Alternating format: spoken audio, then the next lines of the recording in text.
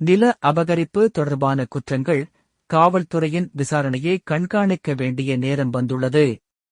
சமீப காலமாக தமிழகத்தில் ரேடிகள் மற்றும் அரசியல்வாதிகளின் துணையுடன் நிகழும் நில அபகரிப்பு தொடர்பான கொலை மற்றும் வன்முறை சம்பவங்களை போலீசார் எவ்வாறு விசாரிக்கின்றனர் என்பதை கண்காணிக்க வேண்டிய நேரம் வந்துள்ளதாக சென்னை உயர்நீதிமன்றம் தெரிவித்தது. சென்னை உயர்நீதிமன்றத்தில் டி. கார்த்திக் என்பவர் தாக்கல் செய்த மனுவில், சோழிங்கநல்லூரில் எனக்கு சொந்தமான 18.25 சென்ட் நிலத்தை கோபாலகிருஷ்ணன் என்பவர் சட்டவிரோதமாக அபகரித்துள்ளார்.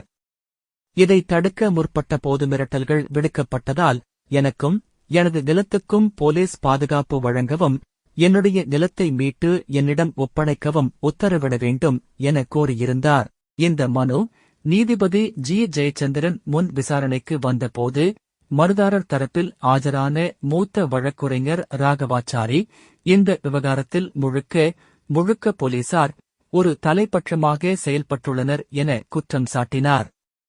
இதையடுத்து நீதிபதி பிறப்பித்த உத்தரவில் நிலம் கார்த்திக்குக்கு சொந்தமானது என்பதற்கான அனைத்து முகாந்திரம் இருப்பது தெரிந்தும் போலீசார் கண்களை மூடிக்கொண்டு நிலத்தை அபகரிக்க காவல்துறையினர் உதவியிருப்பதை நீதிமன்றம் கண்டிக்கிறது.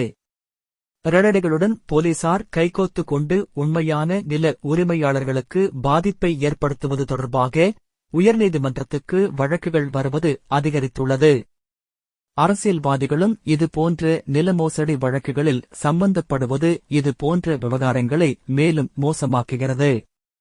இதுபோன்ற வழக்குகளில் வெளிப்படைத்தன்மையுடனும் நேர்மையாகவும் வெறுப்பின்றி விசாரிக்க முடியாது என்பதை விசாரணை அமைப்புகள் வெளிப்படுத்தி வருவது வேதனை அளிக்கிறது.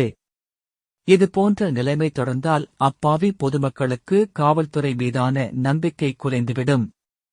இது நில மாஃபியாக்களையும் ரேடர்களையும் ஊக்குவிப்பது போலாகிவிடும்.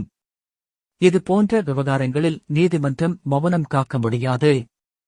சமீப காலமாக தமிழகத்தில் ரேடிகள் மற்றும் அரசியல்வாதிகளின் துணையுடன் நிகழ்ந்த நில அபகரிப்பு தொடர்பான கொலை மற்றும் வன்முறை சம்பவங்களை போலீசார் எவ்வாறு விசாரிக்கின்றனர் என்பதை நீதிமன்றம் கண்காணிக்க வேண்டிய நேரம் வந்துவிட்டது எனக் கூறி கார்த்திக் அளித்த புகாரை சிபிஐ விசாரணைக்கு மாற்றிய நீதிபதி, சிறப்பு குழுவை அமைத்து 4 மாதங்களில் விசாரித்து அறிக்கை தாக்கல் செய்ய வேண்டும் என உத்தரவிட்டார்.